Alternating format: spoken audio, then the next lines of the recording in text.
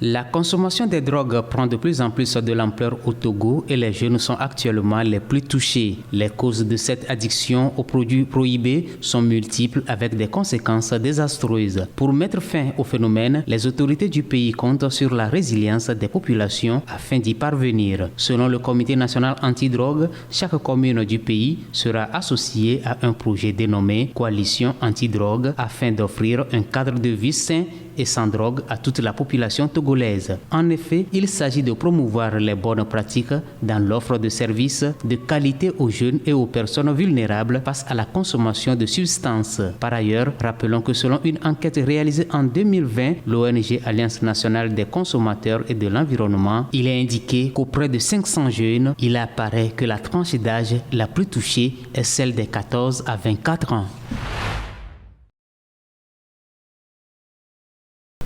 Le Togo s'est fixé un objectif, consolider les acquis pour maintenir et instruire un maximum d'enfants tout en assurant une éducation de qualité pour tous, dans le respect de la parité filles-garçons à différents degrés d'enseignement scolaire d'ici 2030.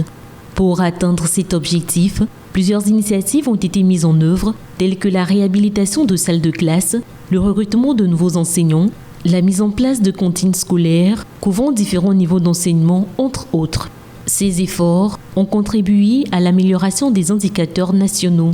En 2020, le Togo a enregistré un taux d'achèvement de l'école primaire supérieur à 94%, le plaçant en tête des pays de l'UEMOA. Le taux d'achèvement, qui mesure la proportion d'élèves terminant un cycle d'enseignement par rapport aux inscrits, est un indicateur clé de la performance du système éducatif. En 2022, le taux d'achèvement global au Togo s'élevait à 88,7% contre 88,6% en 2020.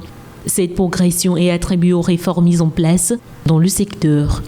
Par ailleurs, des initiatives telles que la digitalisation de l'enseignement technique et de la formation professionnelle sont en cours pour moderniser l'éducation au Togo. Ces résultats témoignent des progrès réalisés par le Togo dans le domaine de l'éducation, mais le chemin vers une éducation de qualité pour tous reste semé de défis. La poursuite des réformes, l'innovation dans l'enseignement et l'engagement constant des acteurs du secteur seront essentiels pour atteindre les objectifs fixés pour 2030. Seule la durabilité de ces efforts permettra de juger du succès de cette ambition nationale. Madame Aïssatou Ba Sidibé, représentante résidente de l'Organisation des Nations Unies pour l'enfance UNICEF, est en fin de mission au Togo. Elle a eu le temps de faire le point au gouvernement sur les projets et programmes dans lesquels UNICEF est impliquée. Et dans le domaine de la santé, de l'assainissement, de l'hygiène, de l'éducation et de la protection sociale, UNICEF s'était montrée plus engagée. Elle a contribué à l'amélioration du taux de couverture vaccinale. Pour le vaccin Penta 3, qui protège les enfants contre 5 maladies, la couverture est allée au-delà de 90% des enfants togolais, malgré la pandémie de Covid-19. Selon Madame Sidibé, près de 90% des Togolais ont désormais accès à une structure sanitaire à moins de 5 km de leur domicile. Sur le plan de l'hygiène, l'appui de l'UNICEF a contribué à réduire de 10 points la défécation à l'air libre avec la construction de plus de 600 latrines écologiques et à biogaz. Contre les violences en milieu scolaire, UNICEF a formé près de 4000 enseignants.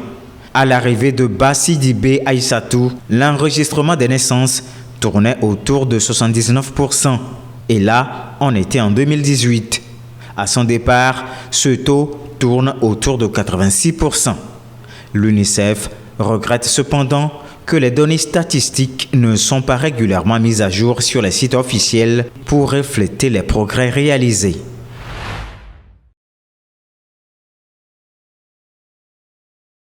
Une nouvelle souche de Mpox, anciennement connue sous le nom de la variole du singe, se propage en Afrique à un rythme alarmant. Un total de 38 465 cas de cette maladie ont été recensés dans 16 pays africains depuis janvier 2022 pour 1456 décès, avec notamment une augmentation de 160% des cas en 2024 comparé à la même période de l'année dernière, selon les données publiées la semaine dernière par l'agence de santé Africa CDC qui ajoute que le nombre de décès a fait un bond d'environ 19%. Avec son plus haut niveau d'alerte, Africa CDC a appelé à l'action pour enrayer la propagation du virus. L'agence de santé indique que le Mpox a désormais traversé les frontières, touchant des milliers de personnes à travers le continent. Mercredi, l'Organisation mondiale de la santé prévoit une réunion d'experts afin d'envisager une déclaration d'urgence similaire pour le virus Mpox. L'Agence sanitaire des Nations Unies a déclaré qu'il y avait eu plus de 14 000 cas et 524 décès cette année, ce qui dépasse déjà les chiffres de l'année dernière. Jusqu'à présent, plus de 96% des cas de décès de la variole du singe sont survenus dans un seul pays, il s'agit du Congo. Les scientifiques redoutent la propagation d'une nouvelle version de la maladie dans ce pays qui pourrait se transmettre plus facilement entre les personnes.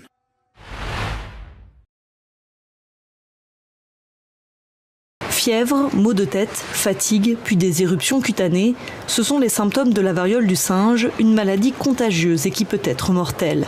Elle se transmet de l'animal à l'homme, mais aussi d'une personne à une autre. Notre premier cas à Tabou, on pense qu'il a eu un contact avec des animaux parce que c'est un chasseur et c'est suite à un contact avec des écureuils et des rats qu'il a développé les symptômes de cette maladie. Donc probablement, lui, c'est une transmission animal-homme, mais il y a un foyer, donc notamment le foyer de Yopougon, où on a eu 5 cas familiaux. Ça, c'est une transmission interhumaine avérée. En réaction, les autorités ivoiriennes ont rappelé l'interdiction de la chasse, de la détention d'animaux sauvages et de la vente de viande de brousse. Entre manger de la viande de brousse et s'exposer à une maladie qui peut vous emporter et ne pas en manger, je pense qu'il n'y a pas de choix à faire. Alors nos équipes sont sur le terrain pour sensibiliser, pour expliquer aux populations. Une mesure pas si évidente à appliquer, tant la viande de brousse est appréciée des Ivoiriens. Ce restaurateur est en train d'arrêter d'en vendre au risque de perdre ses clients. Ils ont changé ailleurs. Je commence avec le cabré et le poulet pour m'en sortir.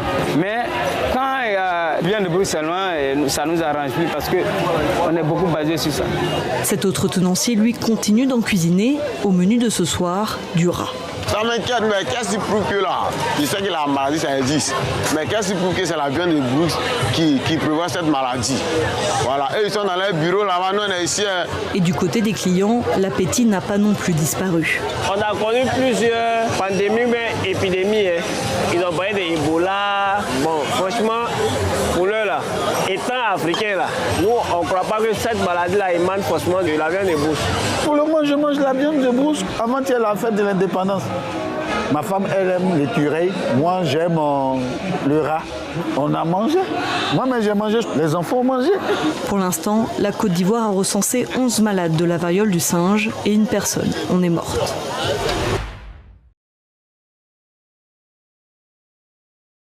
Dans le quartier Médina de Dakar, ces hommes vivent de la vente de journaux. Mais aujourd'hui, seul le quotidien pro-gouvernemental Le Soleil leur a été distribué. La journée sans presse décrétée par le patronat des médias représente un manque à gagner pour ces pères de famille. Seydou Dia vend des journaux à Dakar depuis 1985. Aujourd'hui, c'est très dur car nous gagnons notre vie avec la vente de journaux. Si on ne travaille pas, on n'a tout simplement pas de quoi acheter à manger ou à boire. Déjà que la vente des journaux actuellement ne marche pas trop à cause de la concurrence d'Internet. C'est dur. À la radio privée RFM, à midi, le son de la Kora a remplacé le journal. Depuis minuit et pendant 24 heures, aucun programme ou émission n'est diffusé. À la salle de rédaction, les journalistes sont tout de même là. Ils se disent solidaires du mouvement. S'ils protestent, c'est parce que le nouveau gouvernement demande le paiement des arriérés d'impôts, alors que nombre de médias sont déficitaires. L'ancien président Macky Sall avait promis une amnistie fiscale aux médias, mais il ne l'avait pas mise en place avant son départ. C'est comme une journée de deuil pour nous aujourd'hui. Moi, je travaille ici depuis 20 ans et croyez-moi si je vous dis que ces problèmes-là, nous les vivons depuis au moins 6 ans. Ça s'est accru, bien sûr, avec l'arrivée de Pastef au pouvoir qui veut en profiter pour nous étouffer, pour nous tuer. Littéralement. Au groupe privé Walfadjri, le mot d'ordre de grève n'est pas observé. Ici, les programmes se poursuivent, même si le groupe se dit profondément impacté par la crise du secteur. Les responsables appellent plutôt les patrons de presse et l'État à dialoguer.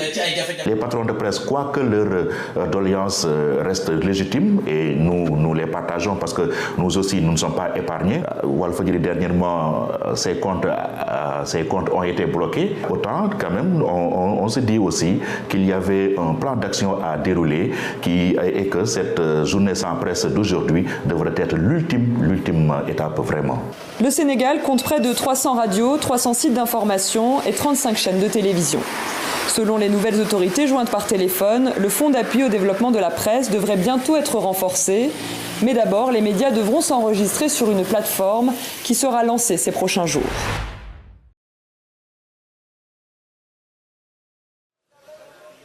Les talibans célèbrent 3 ans au pouvoir en Afghanistan. Un événement qui a été marqué par une cérémonie prestigieuse ce mercredi à Bagram, l'ancienne base militaire américaine. Il y a 3 ans, les talibans prenaient le contrôle du pays après le retrait des forces américaines et de l'OTAN, mettant fin à 2 décennies de guerre. Depuis, ils sont passés d'insurgés à dirigeants, imposant leur interprétation de la loi islamique. Malgré l'absence de reconnaissance internationale officielle, les talibans continuent de renforcer leur légitimité à travers des réunions de haut niveau avec des puissances régionales.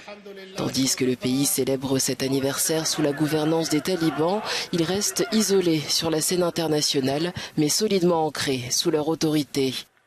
Leur leader suprême, Hibatullah Akhundzada, au sommet d'une structure de pouvoir pyramidale, contrôle le pays.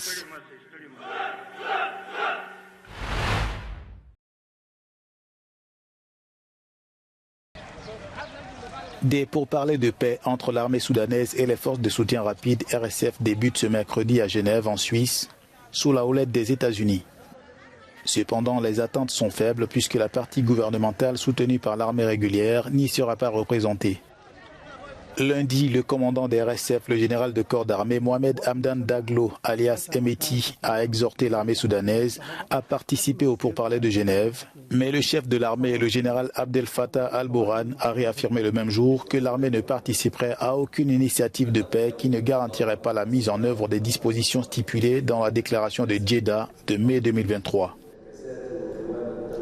Le gouvernement soudanais estime que les États-Unis ne sont pas suffisamment engagés à obliger les RSF à protéger les civils dans le conflit qui a déjà fait au moins 150 000 morts et des millions de déplacés selon l'ONU.